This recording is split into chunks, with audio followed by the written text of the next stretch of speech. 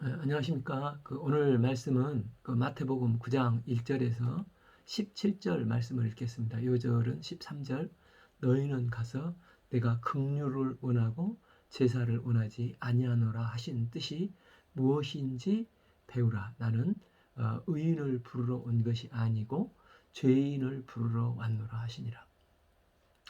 예수님은 갈릴리 호수 동편에서 이제 사역을 하시다가 다시 지금 배를 타시고 이 본 동네, 즉 갈릴리 지역의 가버나움에 이르시게 되었습니다. 예수께서 배에 오르사 건너가 본 동네에 이르시니, 누가복음 5장 17절에 봐보면 갈릴리의 각 마을과 유대와 예루살렘에서 온 바리새인과 율법사 교사들이 앉았다고 나오고 있습니다. 이 갈릴리에서 유대나 예루살렘은 그 중간에 이 사마리아가 있기 때문에 그 요단 오른편으로 이렇게 돌아가지 않습니까? 그래서 약 3일 길은 걸렸다고 합니다. 그런데 예수님께서 갈릴리 지역에서 이적을 행하시고 계시니까 백성들뿐만 아니라 유대의 그 예루살렘 종교 지도자들도 예수님을 보러 갈릴리 이 촌동네까지 찾아와서 어떻게 이적을 베푸시나 보러 찾아와서 지금 용신할 수 없을 정도로 사람이 많게 됐습니다. 그때 어떤 일이 일어났습니까? 이 침상에 누운 중풍병자를 사람들이 데리고 오거늘 사람들에게 예수님께 병 고치는 능력이 있다는 것을 듣고 이 중풍병자는 그 친구들, 이 사람들이 이게 침상에 메고 나왔습니다. 그런데 마가복음 2장 4절의 장벽 때문에 그 예수께 데리고 나갈 수가 없게 되었습니다. 그런데 그들은 그 순간 포기치 않고 이 never give up spirit, 결코 포기하지 않는 믿음을 가진 사람들이었습니다. 예수께서 그들의 믿음을 보셨다는 것입니다. 그들이 이 지붕을 뚫고 예수님을 달아내시면 이 친구들과 중풍병자는 아무리 큰 장애가 있더라도 주님께 들고 나갈 때 주님은 반드시 나를 외면치 않으시고 반드시 나를 도와주실 것이라는 믿음이 있었습니다. 마음의 중심을 보시는 주님은 그들의 믿음을 보셨다는 것입니다. 이 시 중풍병자에게 이르되 작은 자야 안심하라 내 죄사함을 받았느니라. 한의학에서 이걸 이게 중풍병이라고 하는데 이제 양의에서는 뇌졸중이 아니라 뇌졸중이라고 하죠. 이 병은 뇌경색과 뇌출혈을 통칭해서 말하는 질병입니다. 저도 그 재작년 이 뇌졸중으로 쓰러져서 약 40여일 병원에 입원한 적이 있습니다. 처음에 그 왼손 손발이 마비가 되어서 또 목소리도 막 꼬여가지고 잘 안 나오고, 그러니까 오른손에 도움 없이는 이제 왼손이 걸렸는데 이게 반찬 밥 이 뚜껑을 열 수가 없고 흔들리는 것입니다. 그리고 그 포도당 폴대를 짚지 않으면 절룩거려서 화장실도 못 갔습니다. 그러니까 6개월 지속적으로 운동을 하고 지금은 주님의 크신 은혜와 도우심으로 이제 정상으로 회복이 되었습니다. 저를 위해서 중보기도 해주신 여러 동역자님들께 이 자리를 빌려서 감사를 드립니다. 제가 그 재활하면서 보니까 이분은 저하고 나이가 같은데 이 골든 타임을 놓쳐버려서 이제 온 신경이 마비된 전신 불수로 말도 못하고 또 목에 이게 호수를 꽂아서 수액을 공급받는, 그래서 24시간 그분의 그 아내분께서 병간호를 해야만 하는데 정말 얼굴이 삐뚤어지고 몰골이 정말 말이 아니었습니다. 그런데 본문에서도 작은 자여 안심하라, 이 작은 자가 그 NIV 성경을 보면은 이 son으로 나와 있는데 예수님은 전신불수가 되어서 들것에 실려온 그를 보시고 나의 아들아 이렇게 말씀하셨습니다. 예수님은 그를 지금 모양은 보기 좋지 않지만 하나님의 형상을 닮은 천하보다도 존귀한 자로 보시고 죄사함을 해주시고 사랑스러운 동역자로 영접을 해주시는 것입니다. 참 어떤 서기관들이 속으로 이르되 이 사람이 신성을 모독하는도다. 그런데 그들은 예수님이 중풍병을 고치신 것을 보면서 오히려 예수님께 착잡을 것이 없나 이 째려보면서 빕새 눈을 하고 쳐다보고 있었습니다. 예수께서 그 생각을 하시고, 그러니까 예수님은 중풍병자의 마음의 중심을 보실 뿐만 아니라 또 그 병자들의 병자의 친구들의 마음도 깨뜨렸을 뿐만 아니라 참남하도다 하고 생각으로 비웃고 있는 종교 지도자들의 마음도 깨뜨려 보고 계시다는 것입니다. 삽이 이르되 너희가 어찌하여 마음에 악한 생각을 하느냐. 자기 속이 들키는 것만큼 우리 당황스러운 적이 없지 않습니까? 그런데 그들이 얼마나 당황했겠습니까? 그러니까 예수님은 그들에게 더 당황스러운 말씀을 하십니다. 내 죄사함을 받았느니라 하는 말과 일어나 걸어가라 하는 말 중에 어느 것이 쉽겠느냐.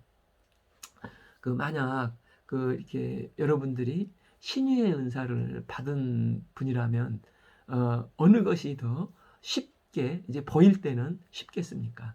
당장 죄사함을 받았는지는 안 보이지 않습니까? 그런데 일어나 걸어가라 하는데 이것은 일어나 걸어가라면은 능력이 있어야지 되는 거지. 그렇지 않으면 가짜가 만천하에 드러나는 것입니다. 지금 예수님 주위에는 용신할 수 없을 정도로 많은 사람들이 지금 숨죽이며 지켜보고 있습니다.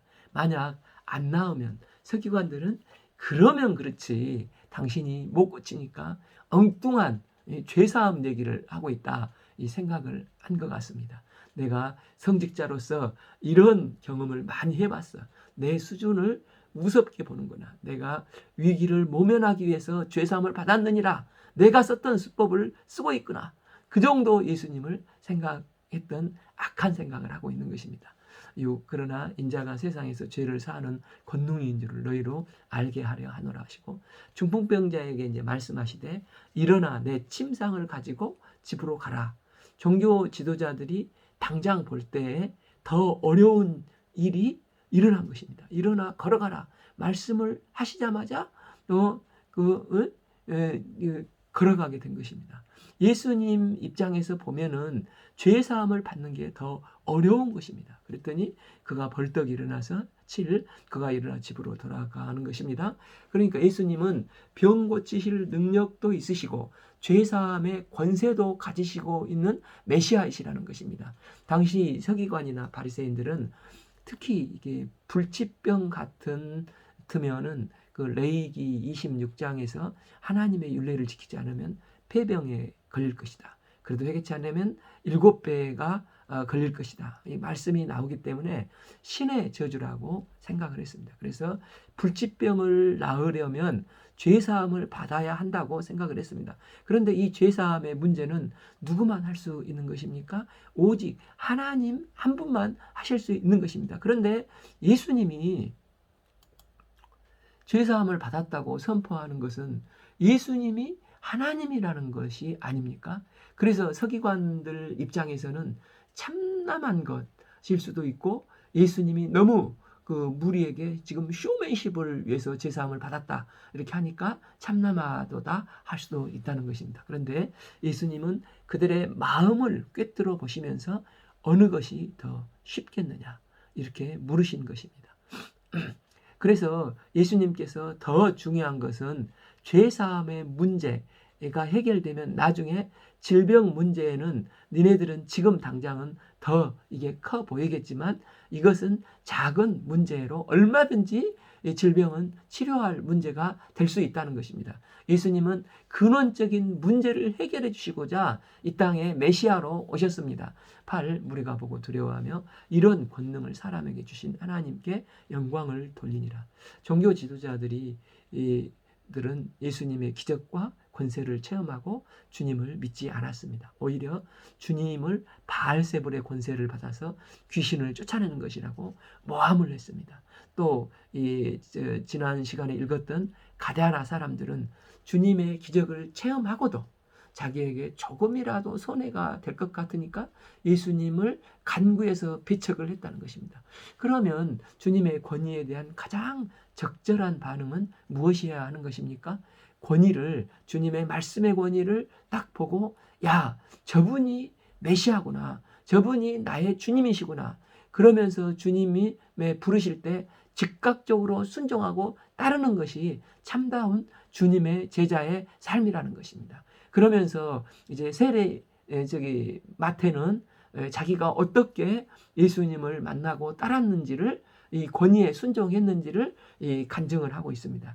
그 예수께서 그곳을 떠나가시다가 마태라는 사람이 세관에 앉은 것을 보시고, 마태복음의 저자 마태는 이제 자기 이야기를 소개하면서 자기가 세리에서 예수님의 제자가 된 역사적인 순간을 담담하게 밝히고 있습니다. 당시 이스라엘 세리를 문둥병자와 창기와 함께 3대 공인된 죄인으로 여겼습니다. 옛날에는 이제 국가 시스템이 다 갖춰지지 않았기 때문에 특히 식민지 국가의 세리를 뽑을 때는 증세권만 주고 나머지는 알아서 징수하도록 이렇게 했습니다. 그러면 세리는 꼭 징수해서 로마에 바쳐야 될 것을 바치고 또 착취를 해서 자기 영역에 있는 제사장이나 또 종교 지도자들에게 또 뇌물도 바치고 자기 그 인마이 포켓으로 이렇게 하면서 이 악의 이 카르텔을 형성을 하였습니다. 그 마태라는 사람이 세관에 앉아 있는 것을 보시고, 여기서 예수님께서 보셨다는 것은 그의 겉모습뿐만 아니라 그 내면의 고독과 외로움과 내면을 보셨다는 것입니다. 세리는 공인된 죄인이지 않습니까? 세리의 특징은 이기적입니다. 자신만 행복하기 위해서라면은 민족이고 뭐 양심도 다 팔았습니다. 그는 자신의 행복을 위해서 이기적인 삶을 살며 착같이 돈을 모아야 행복한다고 이렇게 생각을 했습니다. 그러나 이기적인 삶을 살수록 행복해야 했지만 오히려 정반대로 그의 심령에는 불행이 날이 갈수록 몰려왔습니다. 어느 순간 그는 고독했습니다. 그에게 그의 내면의 대화를 할 진실의 친구가 하나도 없었습니다. 그는 자아를 상실하고 죽음에 이르는 병을 앓고 마치 캄캄한 밤에 방향을 잃고 표류하는 자같이 세관 앞에 우두커니 서 있었습니다. 굽이 마태라는 사람이 세관에 앉아 있는 것을 보시고, 이 마태라는 사람이 세관에 앉아 있는 것을 예수님은 보시고 그의 모습뿐만 아니라 내면의 고독, 이 슬픔, 절망 가운데 간절히 빛을 찾고 있는 이 슬픈 눈도 보신 것입니다. 굿이 보시고 이르되 나를 따르라 하시니 일어나 따르니라. 이 마태가 즉각 이 나를 따르라, 이 팔로미 하는 말씀을 순종하여 쫓았습니다. 예수께서 마태의 집에서 앉아 음식을 잡수실 때 많은 세리와 죄인들이 와서 예수와 그의 제자들과 함께 앉았더니, 그 이후 이기적이었던 마태가 이제 변화되어서 예수님과 제자들을 초청하시고 또 초청하고 많은 세리와 그 자기 친구 죄인들을 자기 집에 초청해서 음식을 융숭하게 대접을 했습니다. 그러면서 자기 집을 오픈해서 이제 교회로 내어놓고 죄인들에게 예수님을 소개해주는 좀 전도의 사람이 된 것입니다. 10일 바리새인들이 보고 그 제자들에게 이르되 어찌하여 너희 선생은 세리와 죄인들과 함께 잡수느니라.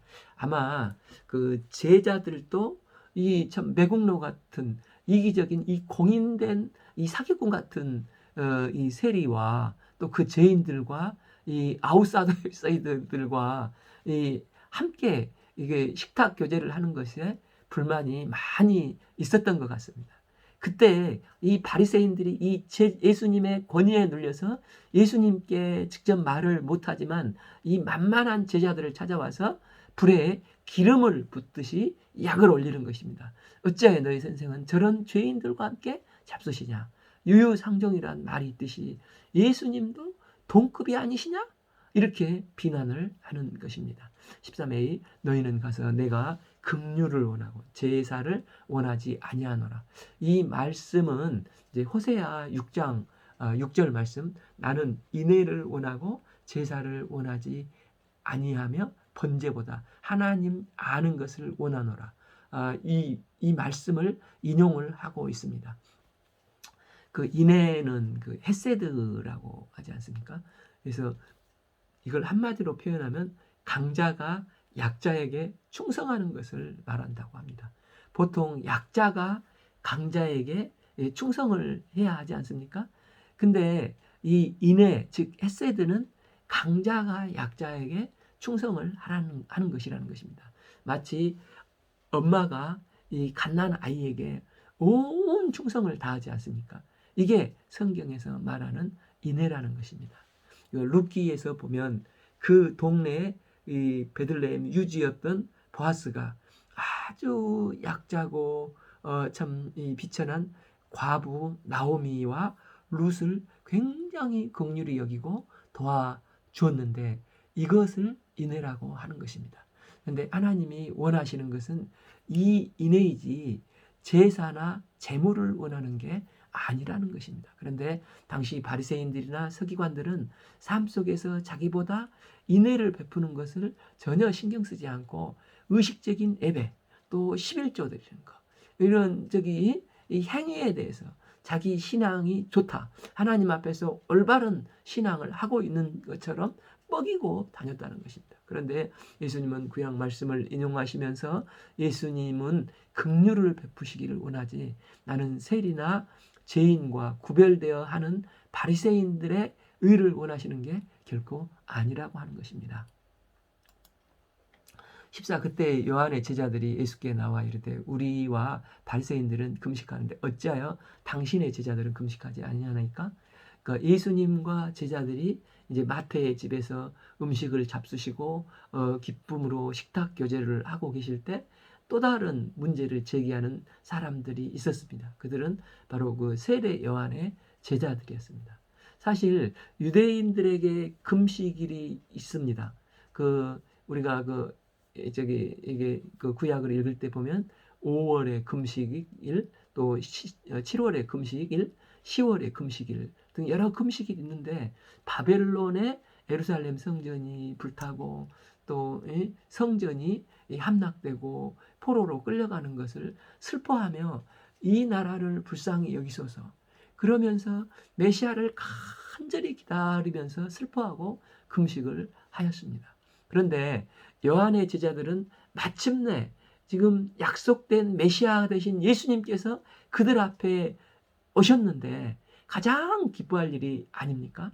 그런데 그들은 지금 그들의 스승인 세례 요한이 감옥에 갇혀 있고 또 나라도 엉망이어서 지금 금식을 하고 있습니다. 그런데 예수님은 맛있는 거 드시고 뭐 이게 죄인들과 이렇게 막 즐겁게 하니까 이게 뭐냐는 것입니다. 요한의 제자들은 자기 중심적으로 내가 익숙한 것을 너는 왜 안 해?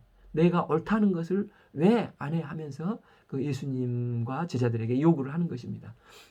15 예수께서 그들에게 이르시되 혼인집 손님들이 신랑과 함께 있을 동안에는 슬퍼할 수 있느냐? 그러나 신랑을 빼앗길 날이 이르리니 그때에 금식할 것이니라 하십니다.